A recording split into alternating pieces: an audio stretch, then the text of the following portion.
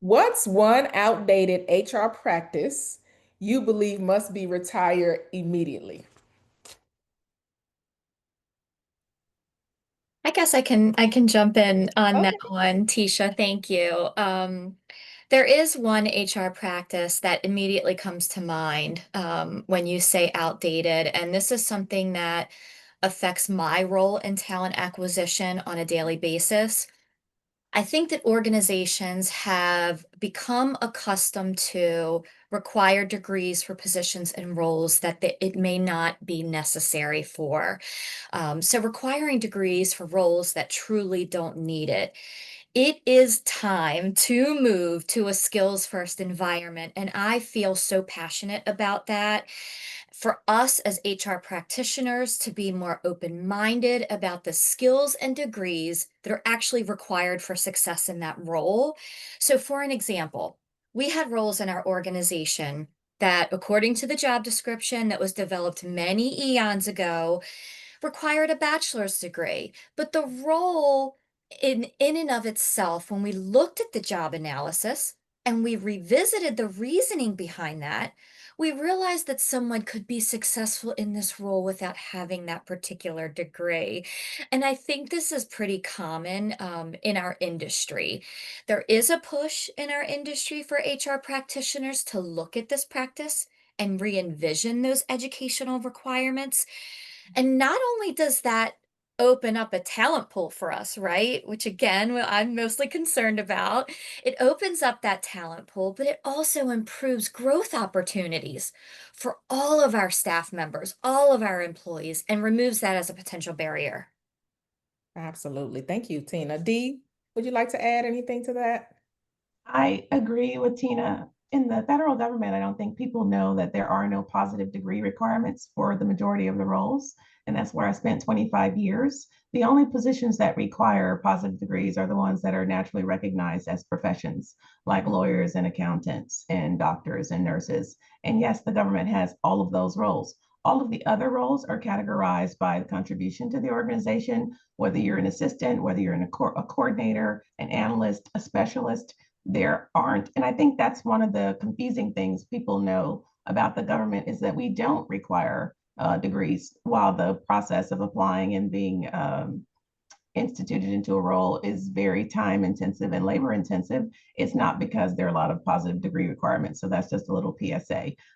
For me to agree with Tina, there are many roles that don't require that. But the thing that plagues me the most actually refers to one of the questions that I know you plan on discussing is tying performance to compensation. Along with skills, if you need improving, I had a little thing like let's use PIPs to improve and not remove. If you really want to improve someone's performance, then use the performance review time to focus on the areas of opportunity and separate it from the compensation talk. So that's one of the things that I think hasn't been retired but needs to be separating compensation and performance review and discussion. Because if you really want me to be good at my job, then help me be good at my job. And I may not be good at all aspects of my job, but reward me for the ones that I do well and then help me improve in the ones that I don't. Awesome. Awesome. I'd just like to add, I'm not even on the panel. I'm supposed to be the moderator, but I have a sort of a pet peeve that some people still see HR as personnel. And I think that needs to be retired, right? We are not just paper pushers. We're not just administrators. We are a vital part of the organization. We actually are a deserve a seat at the table. In fact, when I work with organizations that don't have HR at the table and they have issues with culture, productivity, turnover, then I say clearly the reason is because you're not using your strategic partner, which is HR. So that whole idea of personnel and they're just down there right now job descriptions that is no longer, and we definitely need I think it had a place, but that's not where we are now, so that needs to be retired as soon as possible. I agree. Thank you. Yes, absolutely, absolutely. So we talked earlier, I think it was the second session, we talked a lot about AI. We had an expert here and he shared quite a bit about AI. And he talked about, we we have many people in the organization who are afraid that AI will take their job. And we talked, one specific question was, how do you keep the human and human resources in a world of technology? So this is kind of a similar question, but how do you balance automation and human connection in people operations? If you don't mind, I'll jump in. Absolutely. Last year, I was actually doing a talk on the HR circuit called "Putting the Human Back into Human Resources."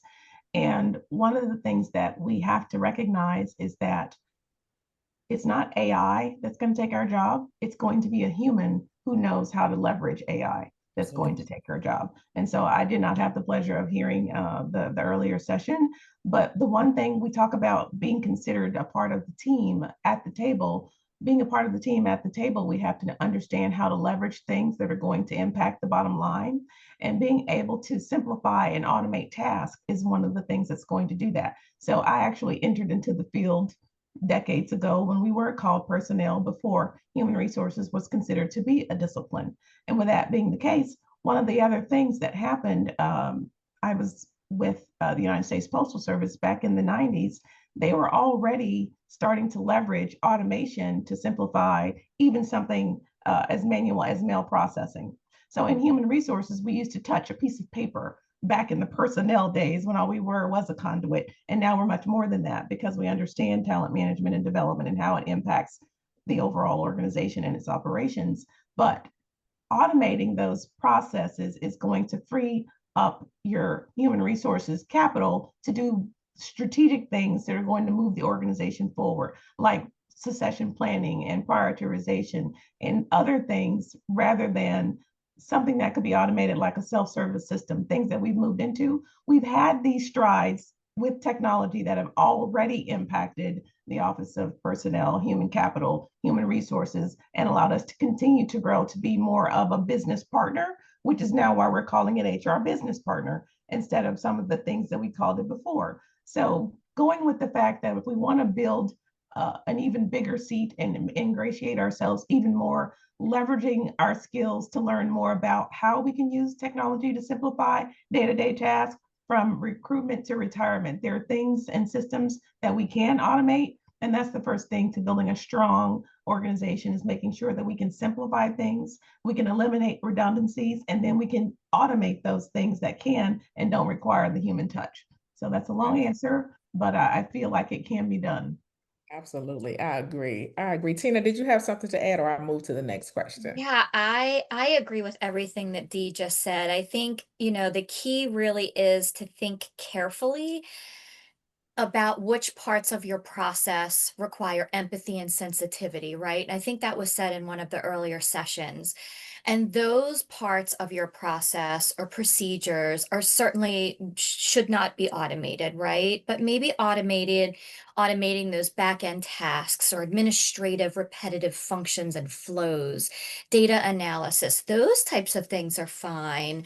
But, as Dee mentioned, that human face-to-face connection is so critical to so many parts of human operations that we need to be carefully considerate about not automating those parts.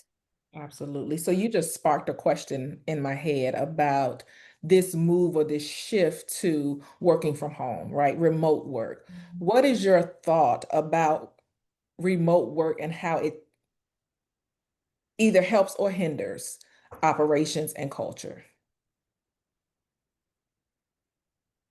You want to go first, Tina, or I can? Yeah, sure. I can. I am a huge proponent of remote work, hybrid work, flexible work. I am an HR practitioner. I do lead a team of talent acquisition professionals who are absolutely phenomenal at their work. But I'm also a mom. I am a mom of two children in middle school, and that requires a tremendous amount of time during the week. But I love my work. And I love my organization, and I've been there for 29 years, and it is something that I'm really passionate about. And I support any employee that is able to do their job well on a remote basis. Now, it is up to that leader, however, and I think maybe that's what you're getting at, Tisha, is It's up to that leader to create an environment that is just as productive and engaging virtually as it could be in person, right? Because we know there are advantages to in-person work. We know there's a lot of the benefits to a face-to-face environment in the workplace. But if the leader carefully constructs that virtual environment so that team members feel comfortable and empowered and supported in the right ways, productivity could be even better. And that's how I feel about that. I absolutely agree that it is beneficial to both the managers and the workers who need that flexibility. And the one thing that I say about it, Tisha, is that it has to be on a case by case basis. There has to be a business case for whether you're going to have remote or hybrid. So what happened during the pandemic is we were forced into a situation where we were remote. And it was proven that for me, 2 years that I could perform my job without being physically present. And so then when all of the constraints were removed and we were told to return to work, and they were saying, well, we're going to get rid of all of the telework and we want everyone to return to the office. Well, what's the business case for that? For example, if you take an individual contributor who doesn't have a team, this may surprise you, Tisha, and I don't know if you knew this, I was an analyst before I started doing this. So all I needed to work was my laptop, Tina. So do I need to be, I could be in Starbucks or on the beach or on an airplane and get my work done. And I've done that for 2 years. And you're now you're telling me that I need to return to work. And my question is, for what? Because you're paying for office space and you want to make sure that that space is being used. So that's one of sort of like the redundancies and the things you have to eliminate. Well, downsize the office space if you have less need for, and you've discovered through your analysis that you need less people physically present, then that requires a pivot and an adjustment. One of the things we've always gotten a bad rap in HR for doing is following procedures and processes because they exist without actually evaluating whether they're still currently applicable to our now situation versus where we were when we wrote that rule and started implementing it and made it a thing. So I believe that it has to be on a case by case basis and that there needs to be a business case for a person to be physically present, especially if they've proven that they need the flexibility to be more productive. Like if Tina could give up the commute in order to be present at home for an after school yeah, someone says in the chat, challenge the process. Exactly. Um, you get back those hours of commute. And what they found when they really looked at it is that people at home, not everybody was loafing and binge watching Netflix. Most of us, because we didn't have to commute, were working longer and more than we did in the office. So just presenting the business case and realizing it's not a cookie cutter approach to the remote. And then for the performance thing, which Tisha, I always go back to, remove that proximity bias to giving the person that gets the most face time more favorable reviews and discussions and opportunities. Absolutely. Absolutely. So that brings me to the next question that's here. So everything is changing and evolving, right? The world changes rapidly. Like we talked about the need to even go remote. Many organizations weren't prepared for that. It just came all of a sudden as a change that we had to adjust and adapt to. So how do we ensure culture remains authentic during times of rapid change and growth? I know right now many people are afraid because of the unknown. Many things are changing so quickly. How do we maintain an authentic and a positive culture in the workplace?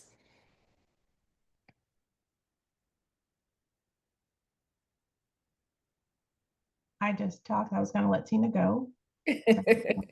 You can go ahead, I had Dee. a hard time with Okay. my mute button, so I apologize for that momentarily. Um, there is a strategy that we use internally at my organization that has worked extremely well. We use the concept of town halls to communicate with staff, and I think that that was incredibly important and incredibly beneficial for our team members because we did this at a time of rapid change, right? During the pandemic, We are a children's healthcare organization. We're a hospital. And so many of our employees were not sure if they were coming to work or not coming to work.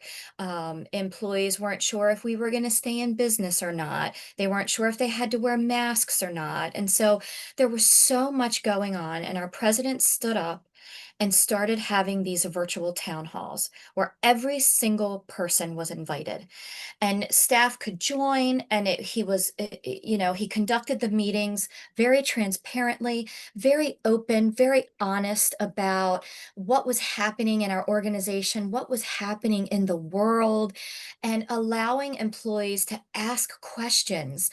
I think that was one of the most eye-opening experiences that I've had at my organization when we think about culture and change.